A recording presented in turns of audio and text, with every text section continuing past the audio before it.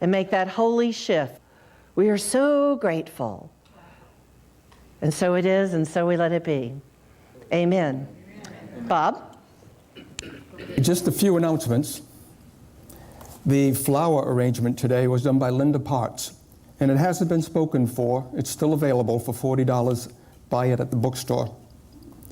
Today's prayer chaplain is Reverend Randy, and he'll be here at the end of the service by the stained glass windows. The audio-video team is Bob, Ryan, and Mark. Boy, do we rely on them.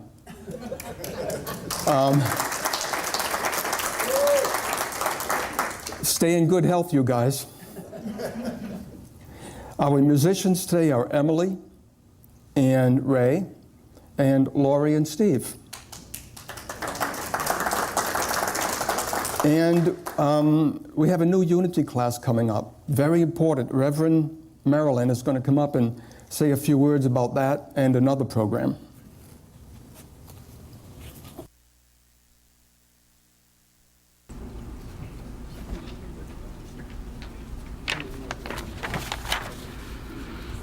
Hi. Hi. My name is Marilyn, and I am an INTP.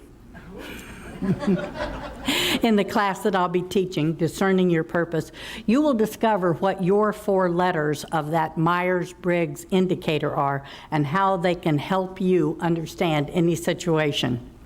We will also utilize the life visioning work of Reverend Michael Beckwith. We'll practice having sensitive discussions in nonviolent ways. We'll talk about how God gives us dreams to help us through trying times. We will look at Louise Hay's diagnosis for healthy bodies. We'll march to the beat of a different drum. We'll waltz on the Blue Danube and mambo with Patricia. And we'll look it all up in our Funkin' Wagnalls. Classes start at the end of June. It will last for 7 weeks, and you can sign up in the foyer for either a Monday at 10 a.m. or a Tuesday at 2 p.m., and there are details on the table there. You can take a sheet home with you to look at. And the books have started coming in. We have plenty ordered, but they haven't all come in at the same time, so we'll be getting those soon. So I invite you to come for the experience and stay for the fun. And see me in the foyer after service if you have any questions. Now, a word from our sponsor. There's a group called neighborly.org, and they sponsor the Meals on Wheels. They do all kinds of things. And Meals on Wheels, you see, is only one part of a variety of programs that are designed to assist our parents, perhaps even our grandparents, and maybe someday each of us. Trained volunteers also provide transportation to medical appointments, shopping, and adult care centers, which are all wheelchair accessible. Seniors also receive nutrition counseling. They enjoy social activities at adult centers, and even some of the centers have pet therapy. I'm asking you to consider participating as a volunteer. And I speak from experience because for over a year now, I have delivered Meals on Wheels once a week to as many as 15 people. Volunteers are needed all over Pinellas County to lend a hand. We have flyers, a number of different kind of flyers and information out there on the table in the foyer, which you're welcome to pick up. And they've started something new, and this is another flyer. I only got a few of these, but it's called Can We Chat? They're looking for volunteers who would be willing to call some people on the phone so you don't have to go out of your home to help some of the seniors. Or if you're somebody who would like a call, you can also sign up for the service. And they match people for the chats with people who have the same experience, same hobbies, same ideas, and so forth. So the question is, if not you, who? Thank you.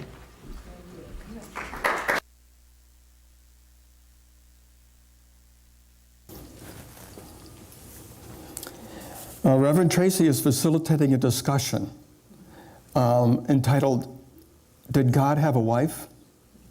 Actually, it should be, Did God Ever Have a Husband? There's 2 opportunities. Actually, God's too old. There's two opportunities to come to that class. One is a Zoom class Monday night at 6:30, or there's going to be an in-person class here in the sanctuary on Tuesday at 11 o'clock in the morning. Love offering basis, sign up in the foyer. Wednesday, 10 o'clock in the morning, our Course in Miracles class with Alicia and Confalit. Wednesday at 7 p.m., Deborah and Emily have a special presentation with singing bowls and ethereal voice. Did you ever hear Emily at the Easter service with Gabriel Nelson? Well, they're coming back. Thursday, 10 o'clock in the morning, yoga with Lenka. Unity of Palm Harbor has a consistent giving program. Consider setting yourself up as a consistent giver to support our ministry. Call Luann in the office Tuesday through Thursday, or you can set up a checking account deduction program online. Okay, that's all the announcements. Now, let's consider our mission statement. Let's see. The mission of Unity of Palm Harbor is to advance well-being by sharing compassion and inclusiveness with integrity and spirituality. Now let's have some music.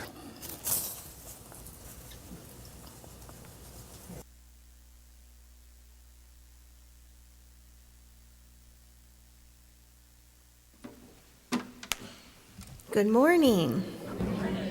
Would you all like to rise and sing This Little Light of Mine with us? And if you're feeling a harmony, don't be shy. Let it rip.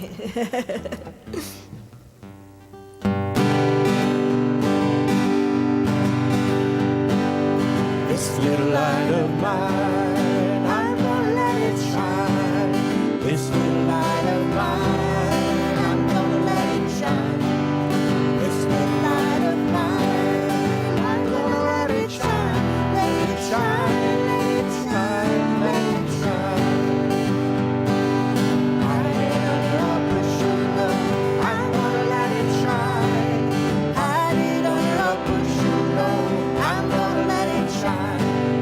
Hide it under a bushel, I'm gonna let it shine. Let it shine, let it shine, let it shine. Shine all over the whole wide world, I'm gonna let it shine. Shine all over the whole wide world, I'm gonna let it shine. Shine all over the whole wide world, I'm gonna let it shine. Let it shine, let it shine, let it shine. This little light of mine, I'm gonna let it shine. This little light of mine, I'm gonna let it shine. This little light of mine, I'm gonna let it shine. Let it shine, let it shine, let it shine. Let it shine, let it shine, let it shine. Let it shine, let it shine, let it shine.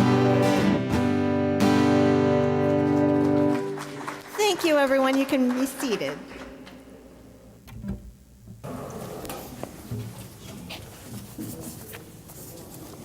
The daily word is forgive. This time I'm going to do something a little different. I'm going to state the Bible quote first, so you can see how the lesson is an interpretation of the quote. And the quote comes from Paul's letter to the Colossians. Bear with one another, and if anyone has a complaint against another, forgive each other. Just as the Lord has forgiven you, you also must forgive. I begin my journey of forgiveness. Unforgiveness is a heavy bag of rocks I carry on my shoulders. When I drop the bag and begin to set the rocks aside one by one, I embark upon a healing journey. God is with me and within me on this journey as my constant support and strength. When forgiveness feels difficult, I only need to return my attention to Spirit's constant, loving, and accepting presence within me. Reestablishing my conscious connection with Spirit's constant presence brings warm and welcoming acceptance. It is an important step in the unburdening process of forgiveness. I forgive myself as well as I forgive others, knowing each act of forgiveness increases my freedom to live a happy and fulfilling life. In this way, I begin my journey of forgiveness.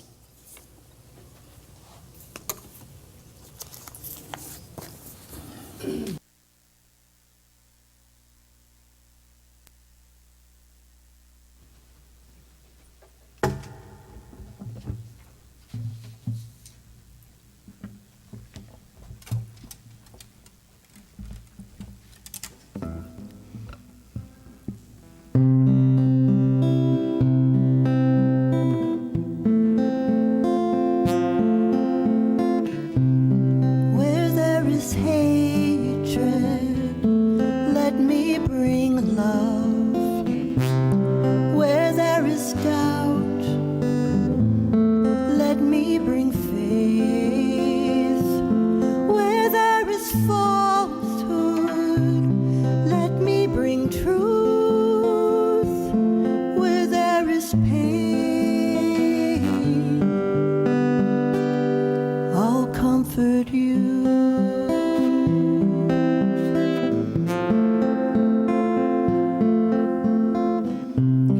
Where there is silence, let me sing praise. Where there's despair, let me bring hope. Where there is blindness, let me bring sight. Where there is darkness, let me bring light. And with these words I speak, grant that I may not seek to be heard, but to hear, to be consoled, but to console, not to be seen, but to see, to be loved, but to love. For when we give love, we will receive. I'm sorry.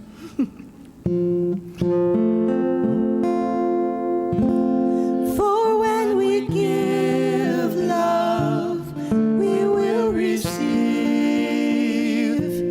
When we forgive love, we'll find reprieve. It is in dying we'll be released. Make me an instrument of peace,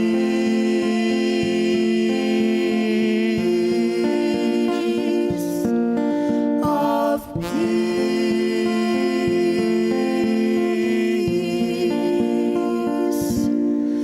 of peace.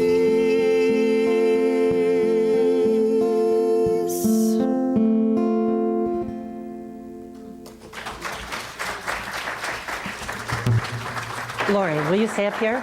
Lori, will you stay up here with the guitar? Will you stay up? Just do that again and again. So let's take this moment. Just want to hear the guitar, the same thing she just played, and take this moment as we enter our time for meditation.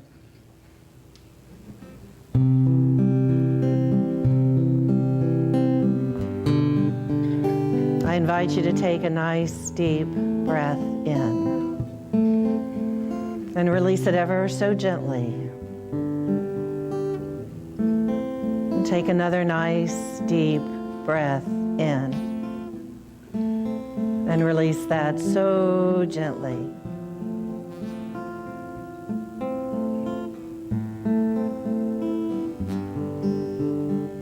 Let this time that we come together be a time for your soul to be heard. That if there's any obstacle between you and someone else, let this be the time that pure spirit comes in between and builds that bridge.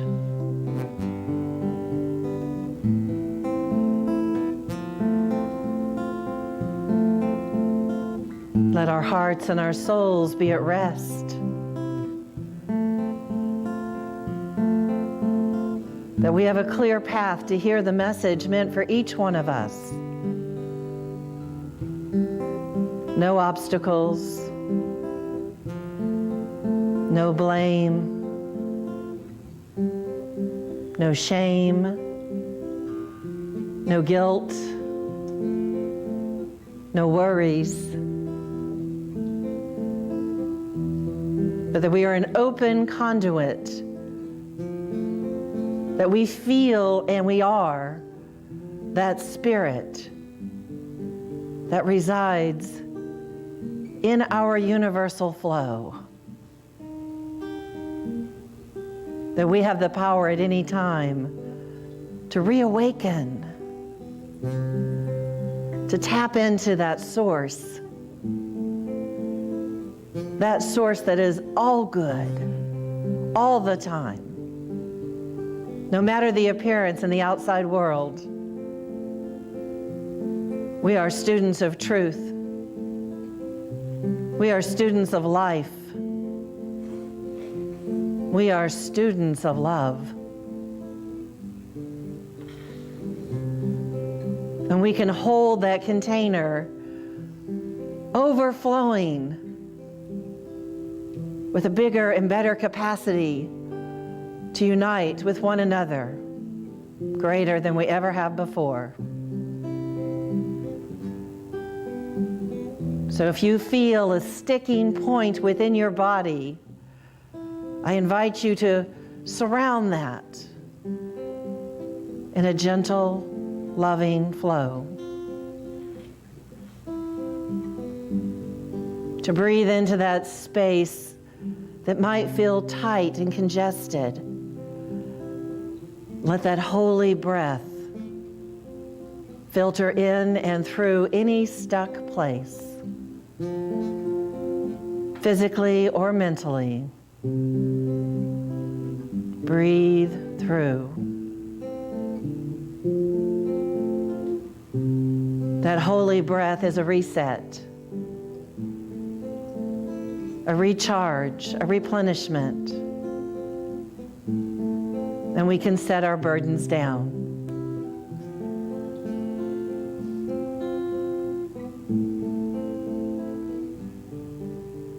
So gently, I invite you into this space of silence.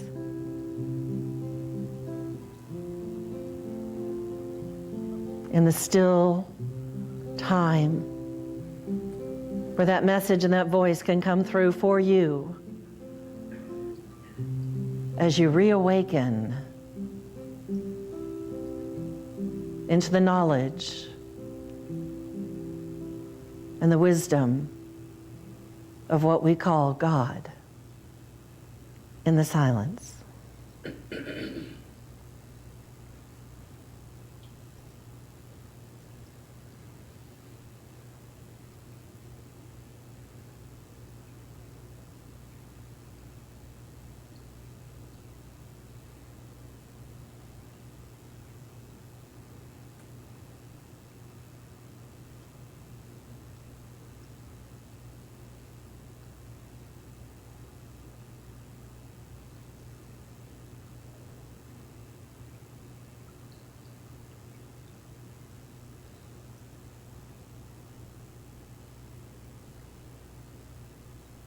As you gently, slowly bring your consciousness back into this room, I invite you to hold this as a sacred place. That whatever was revealed to you is holy and true. And if you didn't hear the message, be open.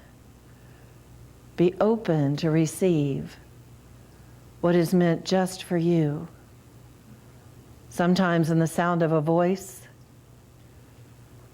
sometimes it's an activity around you, or a dream that comes through. Open your mind and your awareness to be blessed, to receive that blessing. And know that each one of you here present today, online and in this room, are already a blessing. And for this, we say, thank you, God. Thank you, God. And so it is, and so we let it be. Amen. Thank you, Lori.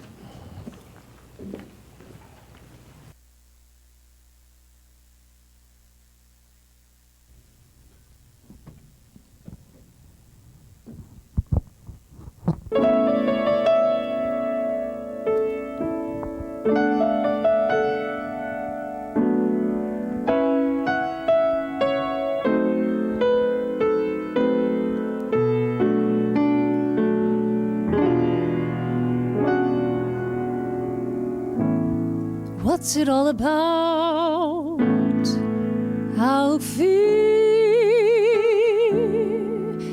Is it just for the moment we live? What's it all about when you sort it out, Alfie?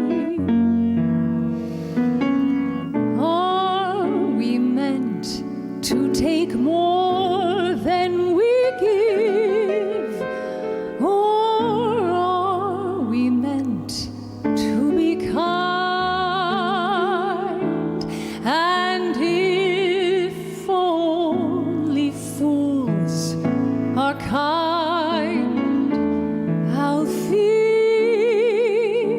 then I guess it is wise to be cruel.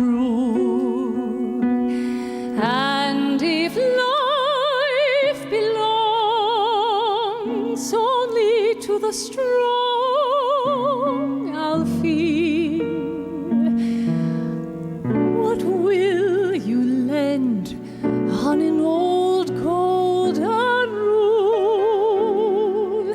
As sure as I believe there's a heaven above, Alfie, I know there's something much more, something even non-believers can believe in. I believe in love,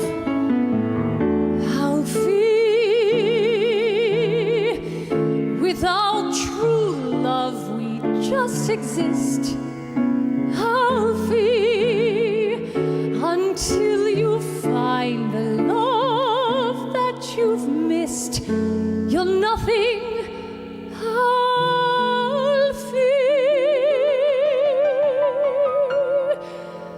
When you walk, let your heart lead the way, and you'll find love any day, Alfie.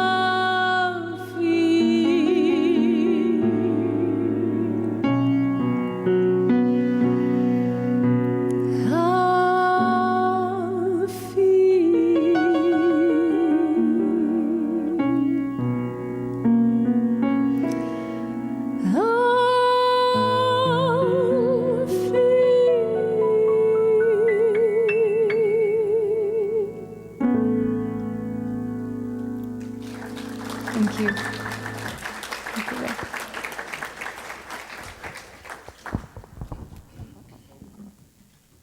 To Emily, and thank you, Ray. And I thought, if you take the word and change it just a little bit, what if Alfie was you? I'll find a way.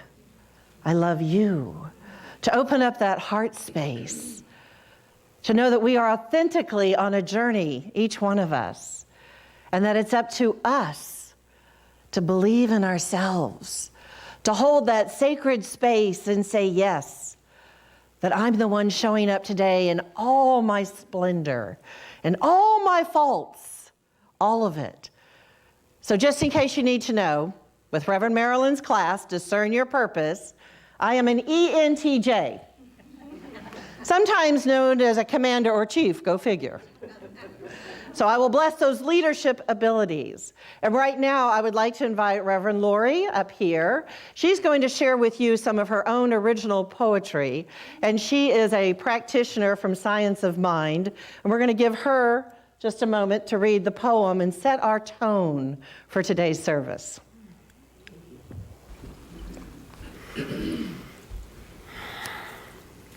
Oh. Good morning, God.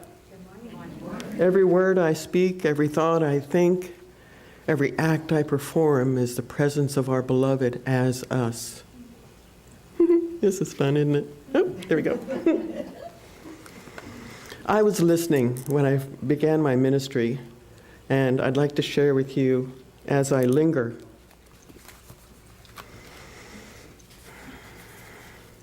As I linger on this path of life, I am influenced with what is not true. I am confused by others' opinions that do not reflect my own. Do I join? Do I run away? Or may I linger quietly in my own heart's passion? To live my life unaffected by others is to love my light within. Thank you. Thank you.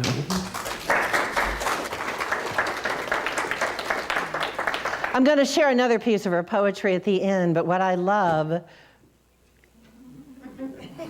God speaking, pay attention. So what I really love is that once you get it, it's not about everybody else. It's about where are you in your own authentic journey of life.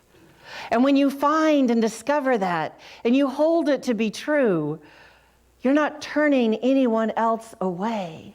You're not putting judgment on them that they're not doing it right. Instead, you're just holding for yourself that you are listening and open to who you are meant to be, that you're open to your own authentic path, that you're not worried about what everybody else is doing out there, but rather you are looking at what is true for you and what are you demonstrating out in the world that is your own truth. For what works for me may or may not work for you. And as one of our co-founders of Unity said, Charles Fillmore said, I'm going to bring you these ideas and I want you to take them in, bask in them, question them, look at the challenge within them. And if they hold true for you, then this might be part of your path. But if they don't hold true, ask another question. Ask another question.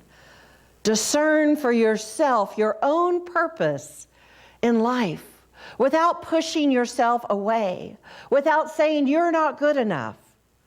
One of my favorite mentors in the field of psychology, well-being, is Brene Brown. And I'm on one of her websites and I get her notifications. And Brene Brown said she needs to replenish herself this summer and she's taking a break. How are you doing? How are you doing? 2.5 years through COVID and shut in and shut downs. And some of our bodies are changing form. Some of our bodies are challenging us. Someone posted a meme in Facebook today and said, if you know what this particular thing is, you're waking up with your joints aching in the morning. Hello. Obviously, the 1970s were a part of my path. So we open our hearts and our minds and we're like, what is mine now going forward? What is true for me as I step into the next? And can I do it graciously? that I'm not holding somebody outside my circle and telling them they're doing it wrong, but rather, this is what is working for me. This brings me peace and harmony and joy and bubbling over laughter and love. And then we look at that, and someone that we love is probably watching us. Maybe they're looking for us to lead the way. Thank you, ENTJ on me. And sometimes it's not going to be comfortable. When we've done something for a long time in one way, and this new minister gets a new idea, we might adjust ourselves a little bit. For if we are looking for a holy readjustment, that means we came from someplace, a pattern, a way of life, a way of being, and now someone's prodding us to change it slightly, maybe more than slightly. And for some of us, that's not really comfortable. And then we step forward and we do it a little differently. And we see if that could be an area of comfort. For in that striking out something different than what we've done before, we grow. We're no longer stagnant. We don't stay inside our little bubble, our little box, and say, this is safe for me. I was in the real estate industry, in the banking real estate industry in Cobb County, Georgia, in a very affluent area. And as people were building subdivisions and they moved in their favorite house, I finally got what I wanted. They didn't want anyone else to come. They wanted to preserve what they found with open spaces and big backyards. But that's not how the world works. We are community. We are family.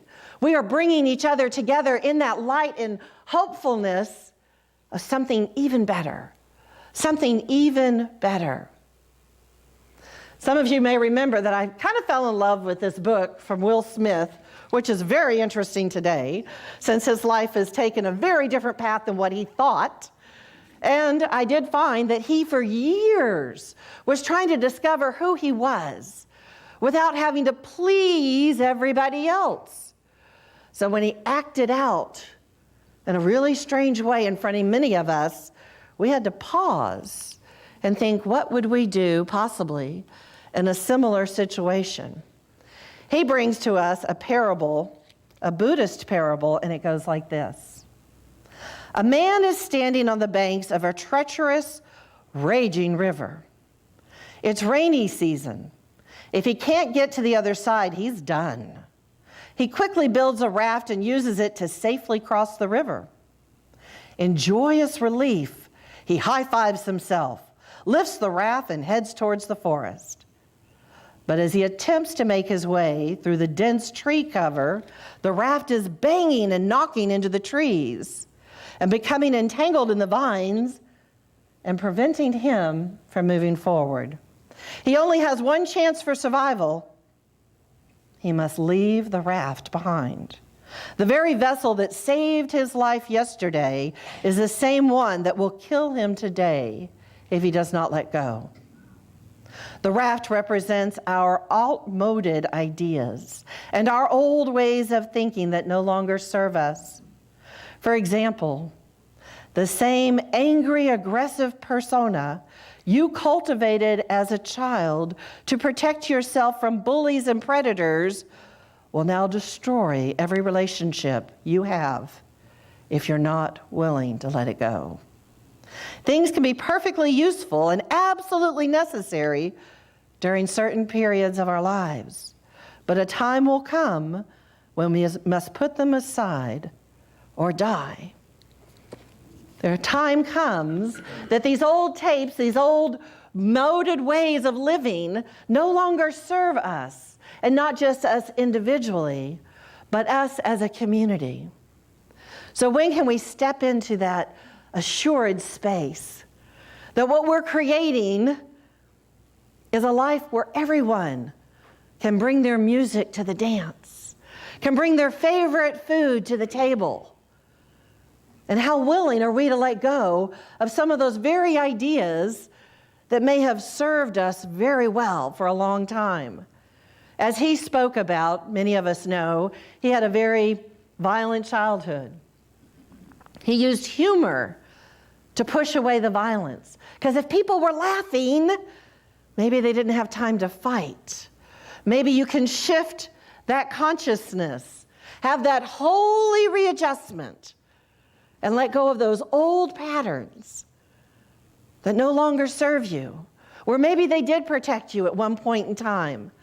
But have you ever noticed as we are entering our adulting years that if we haven't learned a lesson, it'll play itself out again and again and again.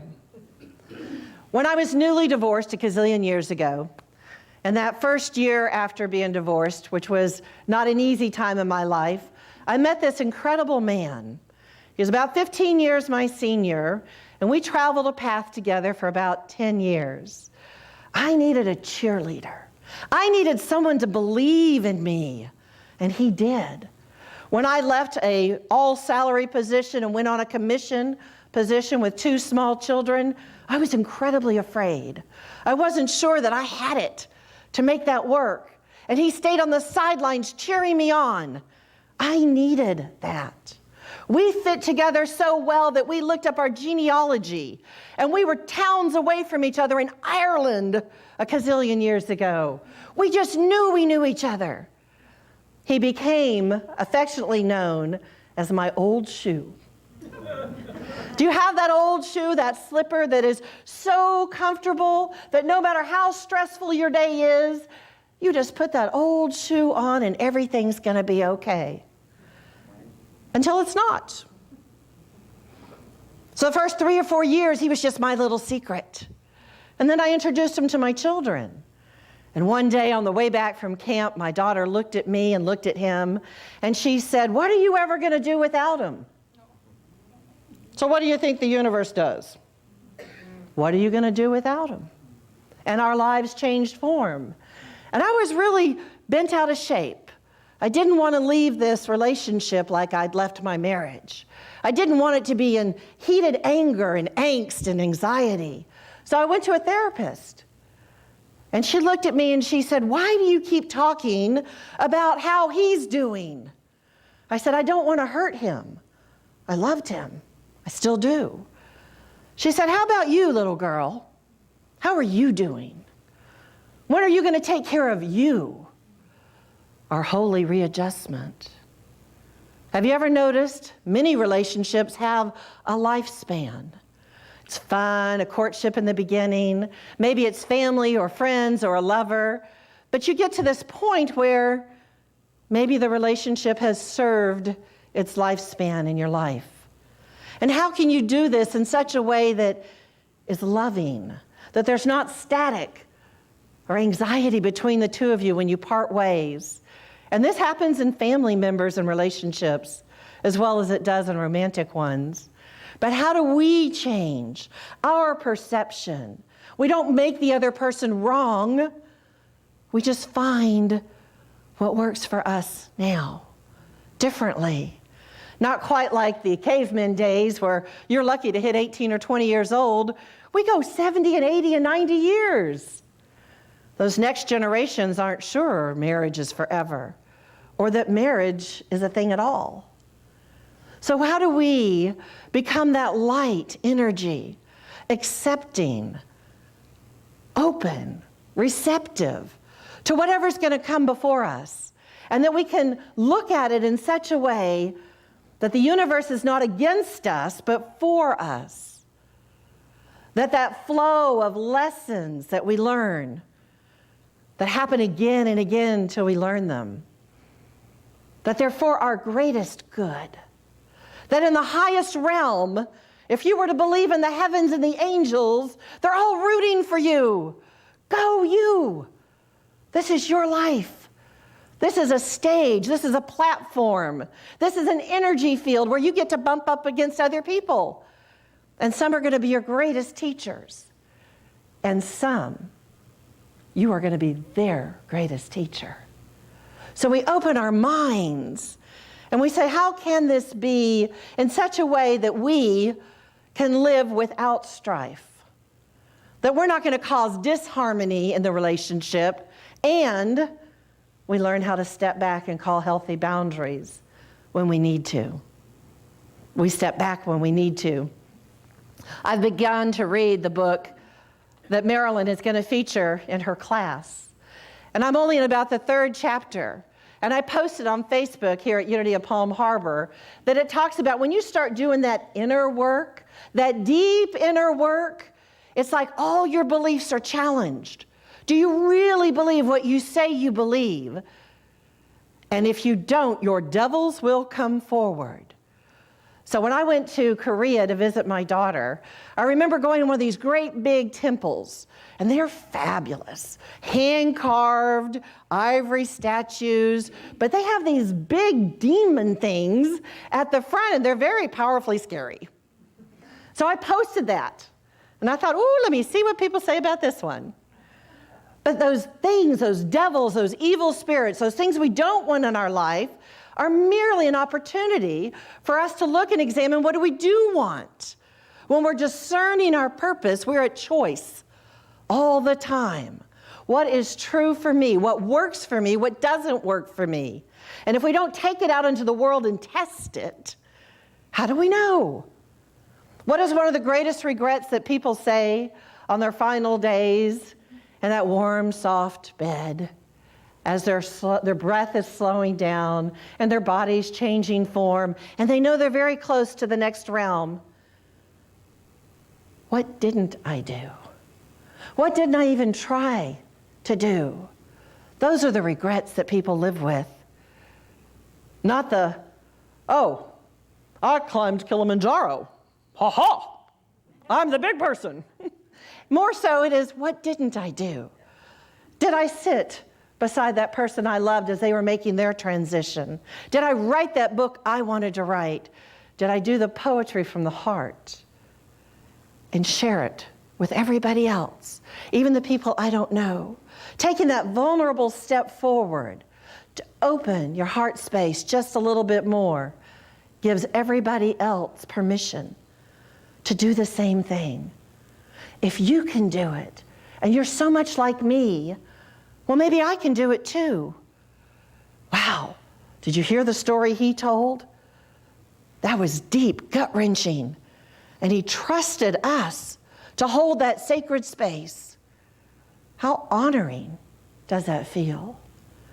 How honoring does that feel when you open your space up so that others too can share where they are, in a place where they're not condemned or judged, in a place where there's not anger, there's not a personal agenda. Instead, we're just holding that sacred space for each one of us to explore what is true for us, what is absolutely true for us. So I asked Reverend Lori if I could read one of her other poems.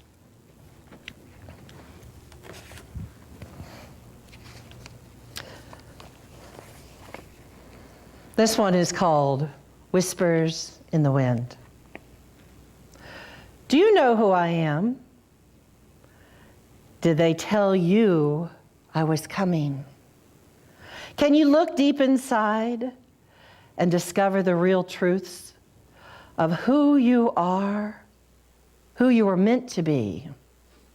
To acknowledge the power you really have to create anything you want, desire, to have that inner peace you've only dreamed about. Listen to my voice and know all will be perfect from this minute to your last. To give thanks for every challenge, knowing, really trusting that all is in divine order. To discover who I am, to discover who I am, and how the laws of life really are. In this moment, right now, I am waiting. Thank you.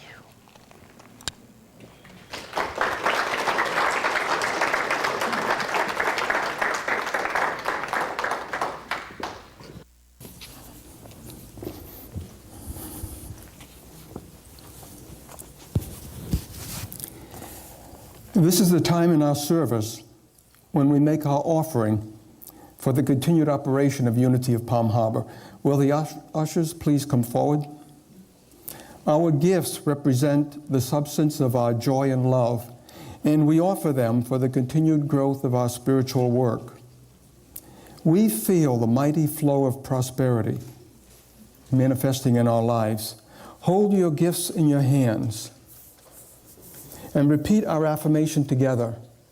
Divine love through me blesses and multiplies all that I have, all that I give, and all that I receive.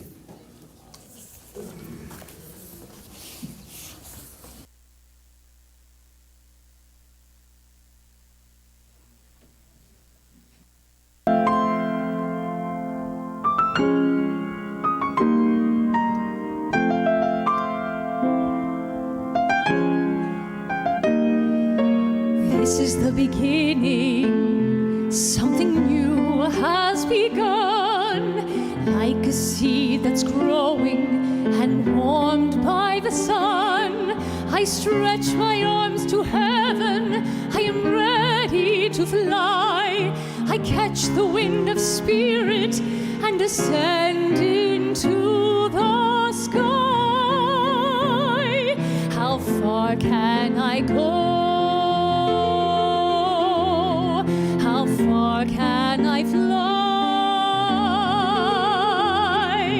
Is there an adventure that I will not try? Nothing can constrain me, for spirit made my wings. I'm free to fly beyond my wildest dreams.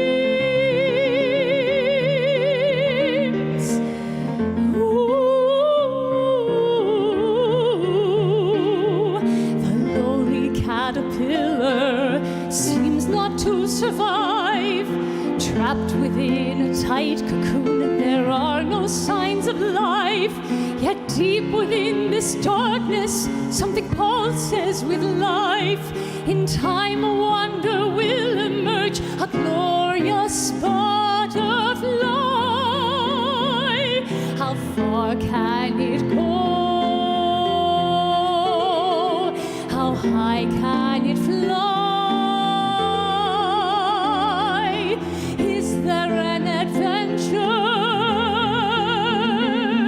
that it will not try? Nothing can contain it, for spirit made its wings. It's free to fly beyond its wildest dreams.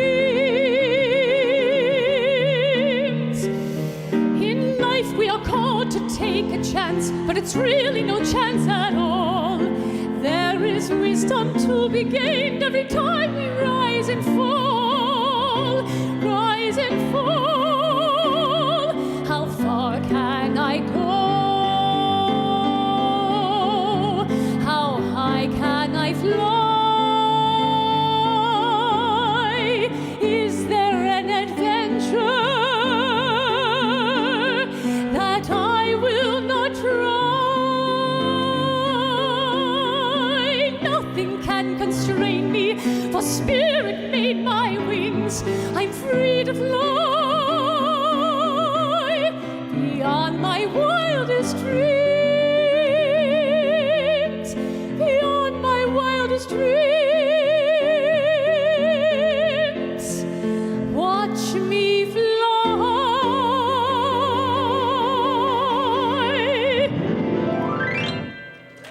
Thank you. Thank you. Bravo. Thank you.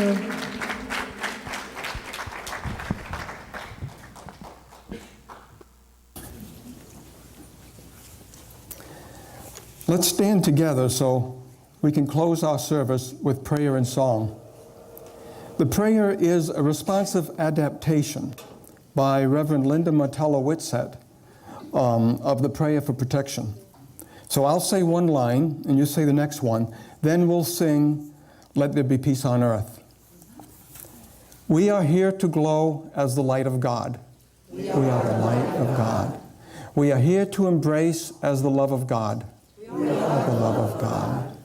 We are here to stand in truth as the power of God. We are the power of God. We are here to radiate as the presence of God. We are the presence of God. Wherever we are, God is, and so it is.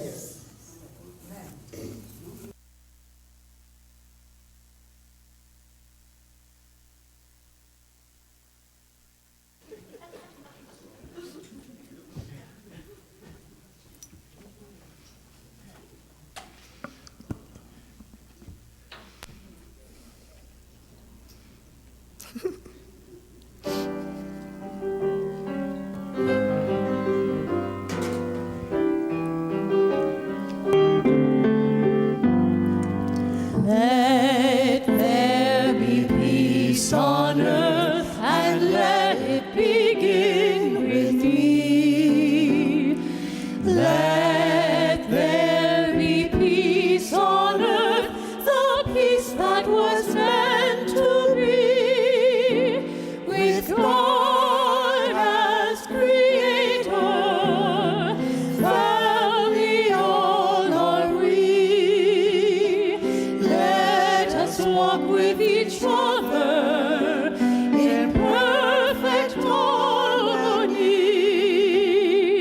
Let peace begin with me. Let this be the moment now. With every step I take, let this be my soul's vow, to take each moment and live each moment in peace eternally. Let there be peace on earth, and let it begin with me.